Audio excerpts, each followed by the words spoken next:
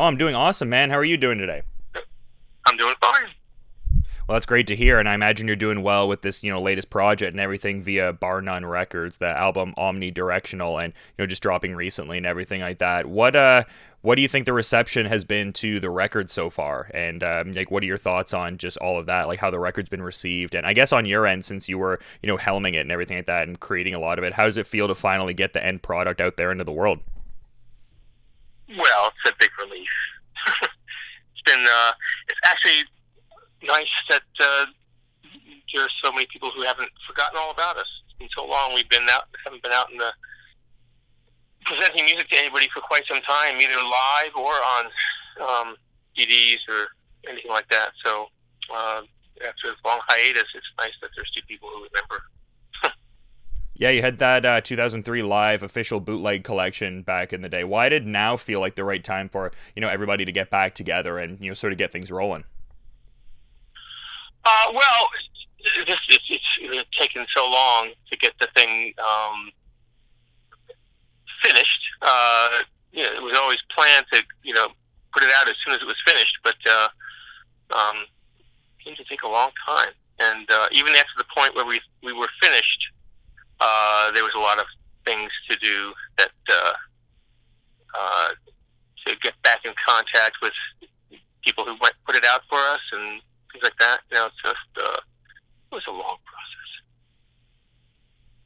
Yeah, but it must feel good getting everybody back together and everything like that, and putting out the record. So how was the chemistry and everything like that? As far as like, did it feel like there was that initial period of like, okay, we got to work some kinks out, got to work the proverbial rust out, or was it kind of just like no time had passed at all? Well, yeah, we hadn't rehearsed in like 8 years, since we were recording the record. So Ron and Al and I got together and the first time, and it was kind of like riding a bicycle. Everything came together really quickly, and even stuff that we hadn't played in all that time kind of gelled pretty quickly. So it was a pretty quick restart. And actually, it's going to be even more fun. We're heading into some unknown territory with two more people playing with the band as sort of honorary Schramms for these next bunch of gigs. We've got Kevin Salem joining us on guitar and Franklin Bruno playing on keyboards. So we're going to do a record release show on July 1st at a little club in Manhattan, which should be a whole lot of fun. I'm looking forward to that. We haven't actually had a full rehearsal yet, but I love playing with Kevin, so I'm looking forward to that. Yeah, that's gonna be great for sure. And I'm kind of just curious, like with the band being active since the '80s and everything like that, is each new record just an altogether separate experience, or does each successive album, kind of inform that, or does each new album get informed by like ones that came before it, or are they just kind of unique snapshots in time, I guess?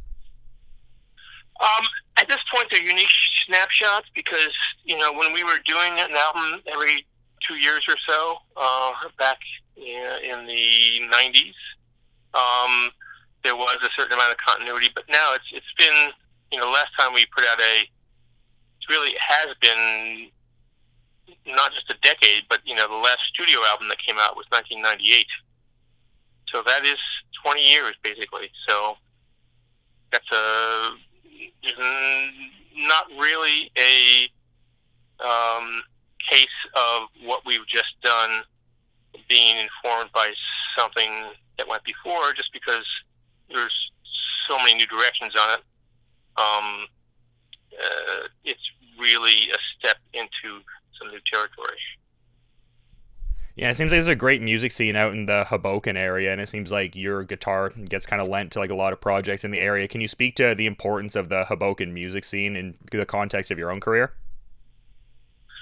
Well, it was great to have so many creative musical friends just in the same community. And, we used to play softball every Sunday with Yola Tango and the Individuals and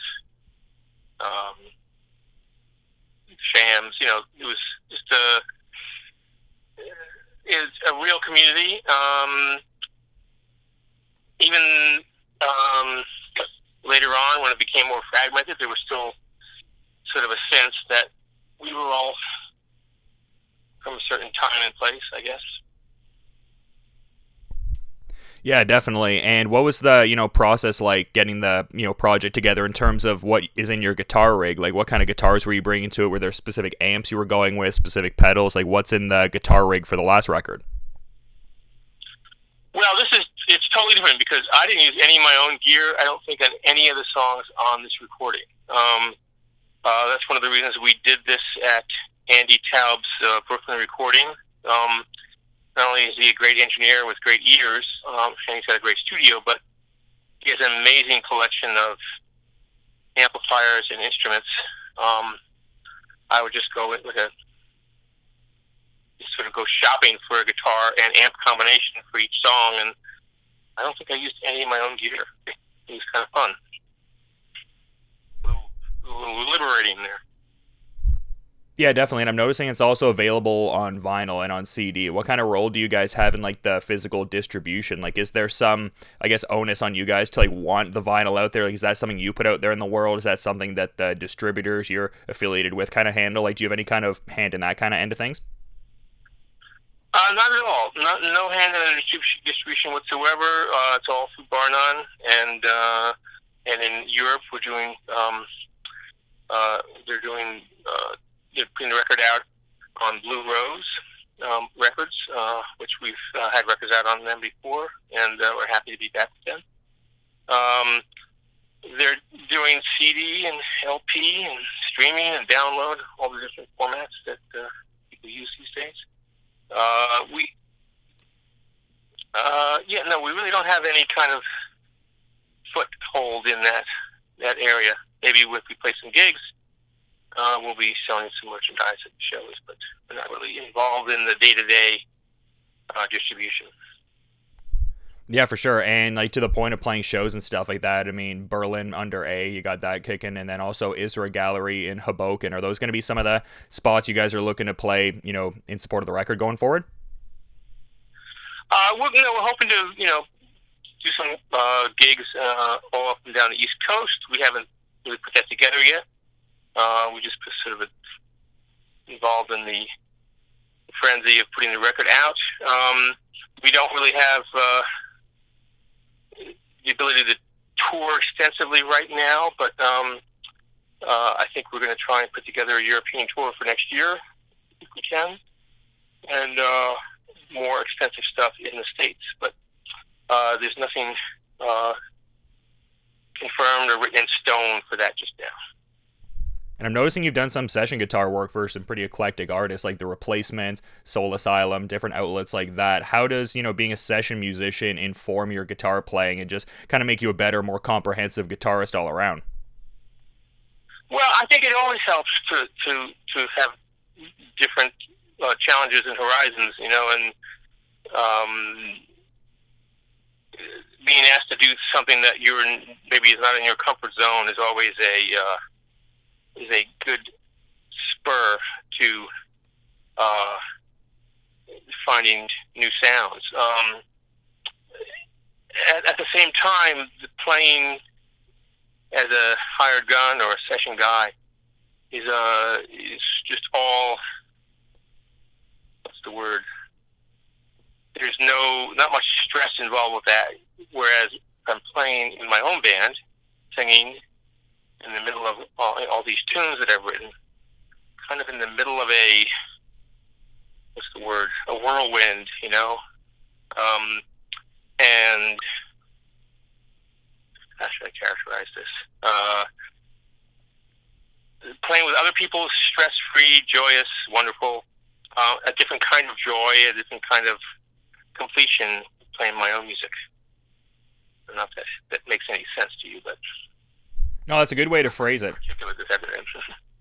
No, I get where you're coming from, but I kind of also wanted to touch on Radio Free Song Club because that sounds like a pretty interesting outlet. I mean, how important is that? Is that a way to, like get some kind of, not that you need a renewed vigor in the music necessarily, but it seems like it could lend itself to this idea of just getting in touch with like the carefree, enjoyable elements of just, what music is, like getting to chop it up with some real songwriting heavyweights. So what's the importance of Radio Free Song Club? Oh, that was a huge, hugely important to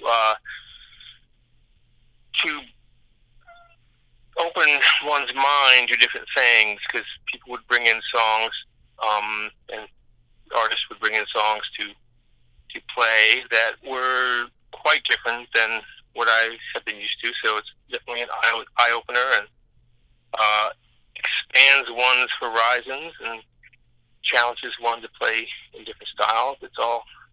That was very helpful for me in some of the things we did on the Schramm's record. That's why that's why it's called omnidirectional, because it's pushing the boundaries a little bit of different styles that we may not have attempted before. So, yeah, some great stuff.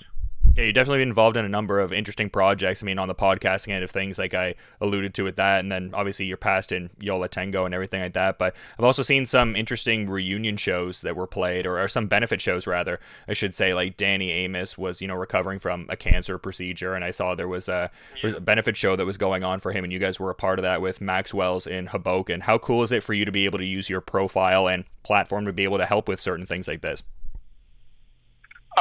That's so cool. I mean, that's one of the better things about being able to help other people with music. Don't do enough of it, really.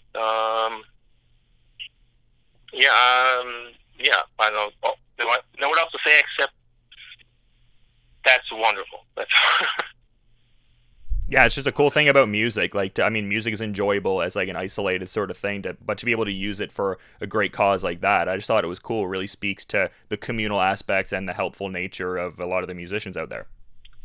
Absolutely, yeah, and that's one. I gotta give props to Yola Tango, because every year, for the years that they didn't do it, but most every year they do 8 nights of Hanukkah, and every single night goes to help somebody else. Every single penny from all those nights goes to charity. So, yeah, it was definitely a beautiful thing to see that, for sure. And I mean, you've been really great with your time, though, man. I'm curious if there's anything you want to add as a parting thought as we're wrapping things up here. Only that I'm just happy that there's people, still people out there who